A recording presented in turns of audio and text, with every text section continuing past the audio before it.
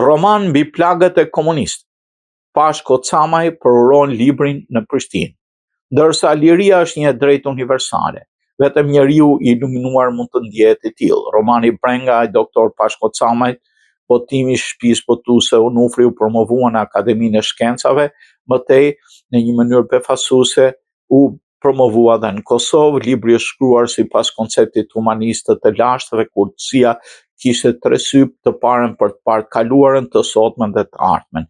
Historitë e kohës së komunizmit kanë pasur paradokset më të dhimbshme që ende nuk janë shkruar si duhet nga historianët dhe shkrimtarët në përmasën e tyre fatale dhe substancën e vërtet me pasoja traumatike, me qëllim që njerëzit shpresojnë tek rikonceptime të reja thelbësore për të zhdukur përfundimisht gabimet e makshme kaluarës. Botimi i romanit të Pashko Camajt përkundër segregacionit anti-artistik dhe anti-historik që sundon ende në Shqipëri deri në kufijtë e absurdit. Në romanin Brenga, shkruar me një gjuhë të pastër dhe mjaft shprehse, vëret dhe shprehet historia e dy miqve të ngushtë, Toninit nga familja e Mirakajve, që arratiset në New York, dhe shokut të tij, Markut, një personazh fiksion që vuan dënimin në burgjet komuniste dhe sillet si një person i vërtet me karakter, motive, veprime që zhvillojnë në ngjarje. Tonini e përjeton lirinë e tij si Breng, ai nuk e quan veten më vërtet të lirë duke menduar fatin mizor që ndoqi Marku në një realitet të